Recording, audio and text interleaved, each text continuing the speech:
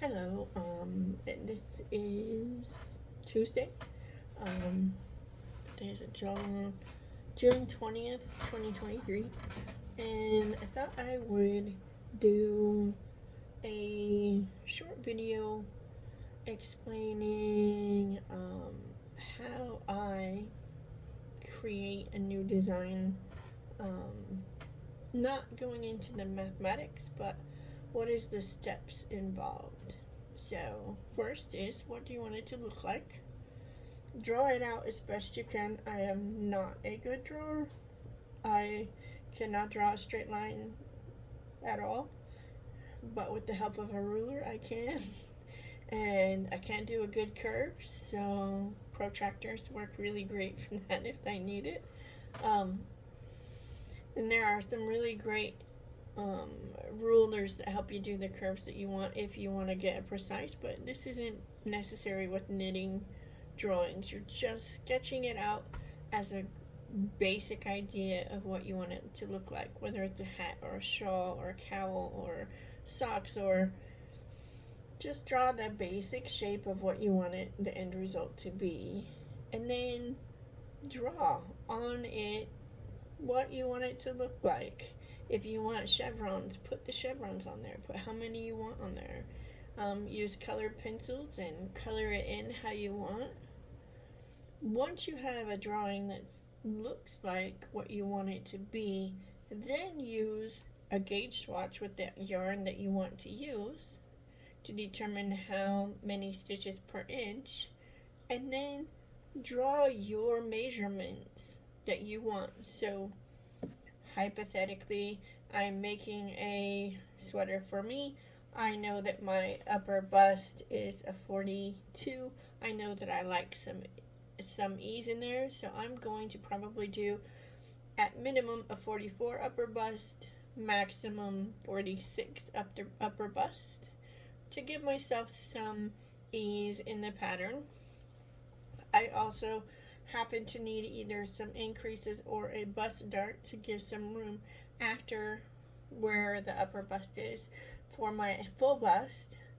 And then I prefer a little bit of decreases, bringing that back in a little bit. Personally, I just like how that looks better than a straight line. But if I were going to be making it for a friend of mine who prefers a true straight line construction, that's how he really wants his garments. He doesn't want any shaping in there whatsoever. In the body, he wants it to come straight down. Um, then I would adjust that. And then if I'm making it for my husband, he has a little bit of a belly.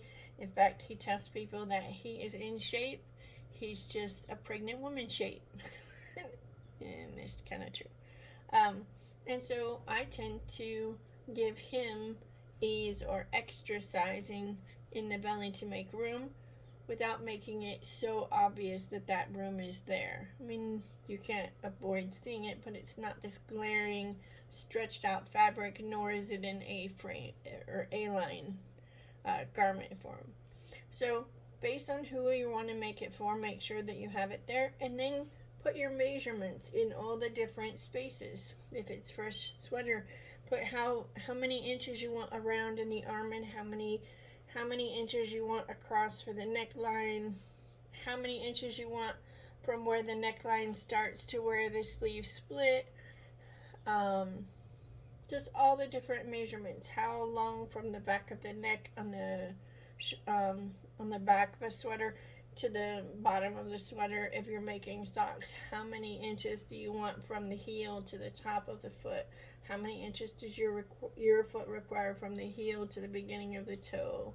Just put your measurements on whatever item that you need. And then you can use your gauge that you did on your gauge swatch with the yarn you plan to use to figure out how many stitches to cast on, when you need to increase, how many increases you need to do, how often you need to do those increases to reach the dimensions from here to there, and how frequently you want to do them. And then if you're doing a pattern or you're doing a chart, draw out the chart. charts are way easier to design than written patterns, because you just draw it out and then each little square becomes a stitch.